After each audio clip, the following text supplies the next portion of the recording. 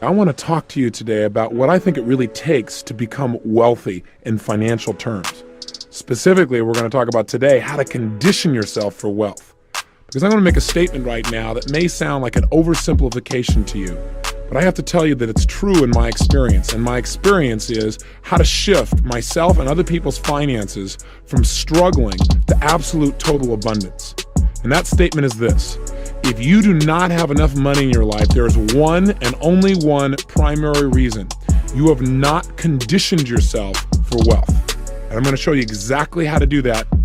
Let's start with a little understanding about money. First of all, when you talk about money, have you ever noticed what an emotionally charged issue it is for people? I mean, people usually go one extreme or the other.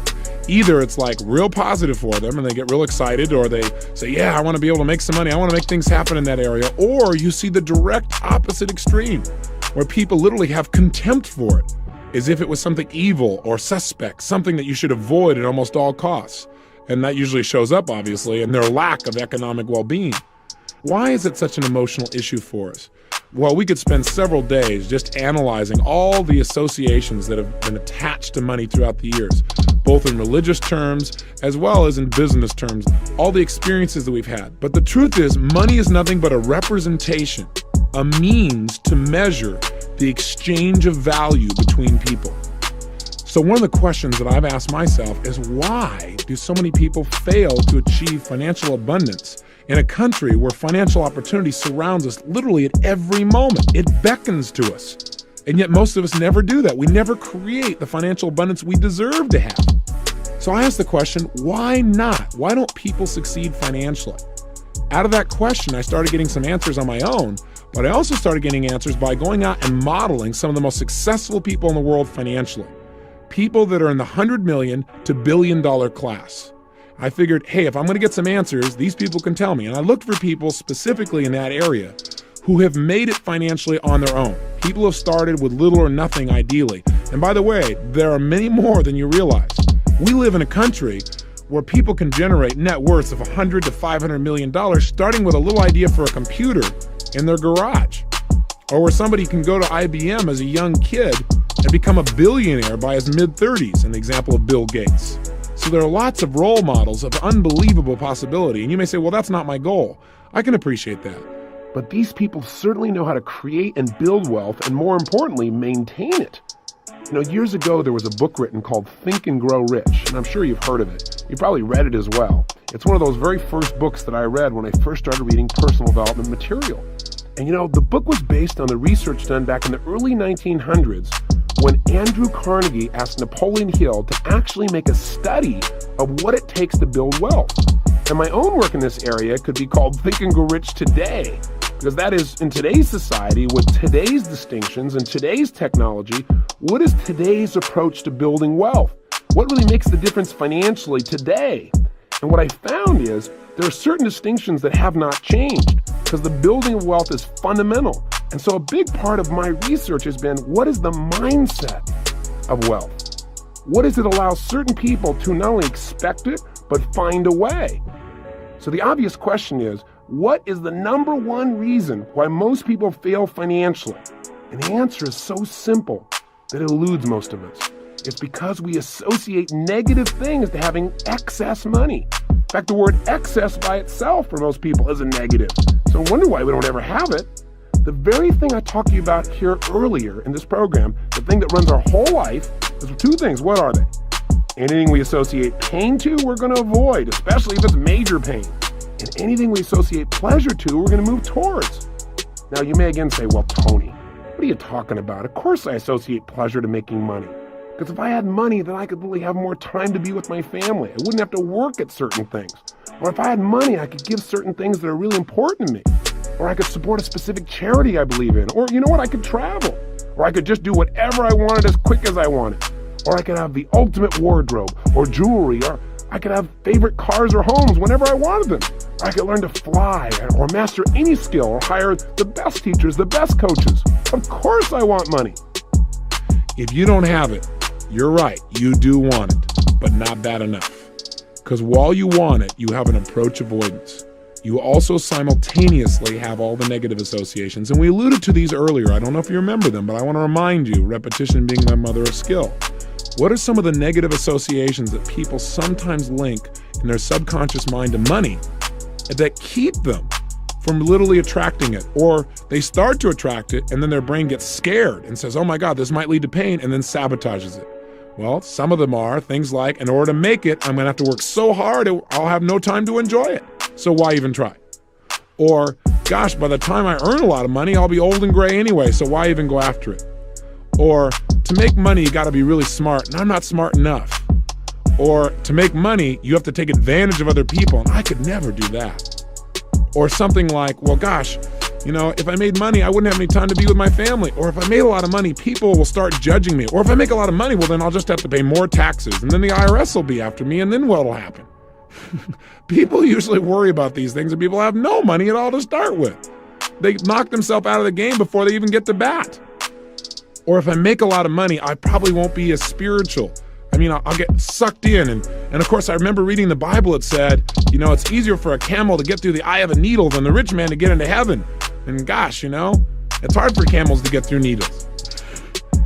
Classic misinterpretations like that cause people to live in experiences of lack.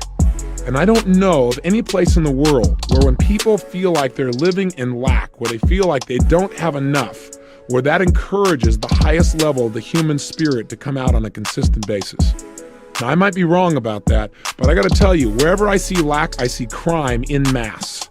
Wherever I see lack, I see people trying to escape with drugs. Wherever I see lack, I see people taking advantage of other people and making it okay, justifying it by, well, I had to survive. I don't think lack brings out the best in the human spirit. I think when we have abundance, what happens is we stop focusing on ourselves and how we're going to survive. And we have enough to start focusing on who we really are, which are human beings or spirits that are here to contribute. And I think when you're in a position of trying to survive, your focus is on you. When you've learned to handle that message, when you really know you've got your act together and you don't have to worry anymore, it's much easier for people to look at how can I contribute to my fellow man. Now, I'm not saying that you can't come from a position of lack and be a contributor. Obviously, you and I can name after name of people who've been able to do this and are role models of possibility, even though they grew up with nothing financially and never had anything. So I'm not saying money's the only answer. I'm just saying in this culture, in this time, if you had a choice between having it or not having it, why not go for it and have it too? Why not use your money as a powerful tool for positive influence in the people's lives you care about as well as your own, and enjoy having it.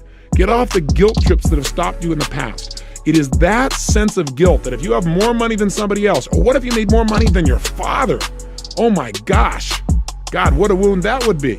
It's that kind of thing, those negative associations that are keeping you from having what you want. So if you do not have all the money you want in your life, you associate more pain to having more money than you have now than not having it. It's that simple. Now, with the technology that we've learned, you can condition yourself to change those feelings and those beliefs. But I want you to know that is the number one reason that most people don't succeed financially, according to people that are most successful in the world at obtaining, maintaining, and building wealth. Here's the second wealth wound. And by the way, I picked those words very specifically. I want you to get a clear picture that if you don't master and handle the 7 things I'm about to talk about, then every single day you're probably experiencing a financial bloodletting. What's happening is you are experiencing the pain on an ongoing basis of wounds, things that are literally dripping out of you, your own financial well-being, and there's no excuse for it. You can handle it easily and quickly. Here's the second one. The second reason these people say, and have told me thus far, that people do not succeed financially is not only do they have negative associations to money, but even if they have okay associations, they never make having an abundance of money an absolute must. Interesting distinction. I'm not saying love money and make it your God, because that's the way to absolutely be certain that you fail in life, that you destroy everything that's valuable. But what I am saying is make it a priority so you get it handled. And make the priority not just getting by. Make the priority massive abundance and come up with a specific figure you hold yourself to. You've got to have a certain level of finances that you must be at. And if you ever vary, you've got to do something about it immediately.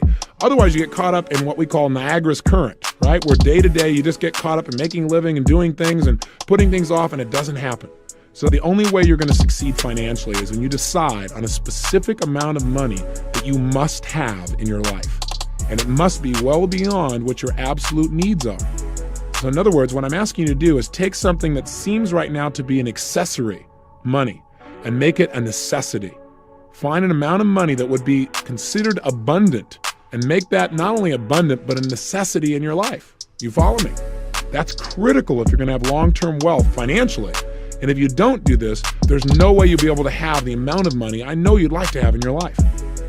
The third major wealth wound that drains most people dry financially, in fact, keeps them from ever developing a great deal of wealth in the first place, is suffering from the problem or falling into the trap of never ever developing an effective strategy on how to build wealth in the first place.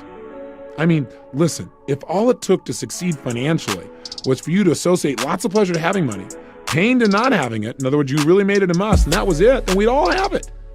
But see, that isn't enough. If that's all it took in life to succeed was absolute passion for something, then every kid would have had a pony when he was growing up. That's not quite enough. You got to have an effective strategy. Hey, if you're running east looking for a sunset, you got a problem. I don't care how enthusiastic you are. So you've got to develop strategies on how to, one, attract money into your life in the first place. How are you going to create that initial income? Two, how to manage that money so that you can invest it and get money to be your slave instead of you being the slave to money. In other words, get your money to make you more money. So it's not taking more of your time and physical effort, but where you literally begin to leverage yourself. And then three, strategies on how to share money. So it gives you a tremendous amount of joy. Because to me, that's a strategy that's critical also. Otherwise, why are you going to keep getting it? Your brain has got to link pleasure to it or it won't continue to work for it. And if you can learn to share it with people, I've found that yes, giving yourself things is fabulous and you should do that. But if you can also share that, it'll give you even more joy. It'll give you all those pleasurable feelings you've really wanted. Those are three strategies that are critical. So how do we go about mastering these strategies? Where do we come up with this? I mean, we weren't taught this in school, that's for sure. No one said, hey, take wealth building 101. So how do we go about it? And the answer is simple. We use modeling. You remember one of the things I talked to you about earlier that has helped me to be effective in various areas of my life has been getting role models, finding people that are effective and finding out exactly what they do. That's all you have to do in this area as well. You need to find people that are successful financially and find out exactly what they do on an ongoing basis that creates that success. In other words, they aren't just lucky. In order to get this result, they're doing certain things on a daily basis, and it's a lot simpler than you can imagine. Hey, I turned my entire life around financially in less than 12 months. I was the guy in that 400 square foot bachelor apartment. 12 months later, I had $1 million net worth. That's not a small turnaround. I moved from my little 400 square foot bachelor apartment to my castle. All of that came from modeling successful people financially. You can go and meet these people directly and model them yourself. You can find people in your own neighborhood, people around you who've done extremely well and find out exactly what they're doing that makes it work. Become like an investigator, become like a hunter, and your prey is now wealth. And what you're going to do is stalk it. You're going to study its habits. You're going to notice where it goes. Really follow this prey. And then don't kill it. Make it your pet. Take it home. Make it your friend. Take good care of this pet, and this pet will take really good care of you. Gosh, if you can make earning money and developing wealth fun, you can't believe what'll happen in your life. It doesn't become your whole focus, but it becomes a part of what creates joy for you in life. And while you're doing it, by the way, you're adding value to other people's lives. Because the only way you can possibly make money is to create an exchange of energy and value for other human beings. That's the only way it can be done. And by the way, once you've really studied and you have developed a plan to develop wealth, the only thing you're going to need in addition is a good vehicle. And again, part of your plan should be how to get that vehicle, how to develop something for you so that you're earning money even while you're sleeping. How would you feel then? Instead of feeling like every day there are things you had to do just to keep up, just to support your family, just to have a certain level of lifestyle. So developing not only a plan, but the right vehicle is very, very important. And again, that's things that we teach and things you can learn on your own by modeling other people. But that is wealth wound number 3, failure to get an effective strategy for consistent wealth building. Here's wealth wound number 4. This one's pretty simple. Failure to consistently follow your plan once it gets set up. See, there are people who actually have developed a good plan. They've got some good role models. They worked really hard. They've studied finances, but they don't get themselves every single day to follow through. Like, for example, I'm sure you've heard about all the different kinds of programs where people teach people how to get rich overnight. And you know what? Some of them really would work. A lot of them don't, obviously. A lot of them are scams. But some of them really do work. The problem is people don't work them. They go to a seminar and they learn how they're supposedly going to build something financially, but they never follow through. It's mind-boggling. But the problem is they don't have what we're teaching you, which is how to get yourself to follow through, how to condition yourself so you consistently take those small steps that create huge financial abundance. I want you to take out your success journal right now, and I want you to give yourself a financial checkup. See if there's any place where you're wounded, where you need to heal yourself, and quick. How do you do it? Start with number one.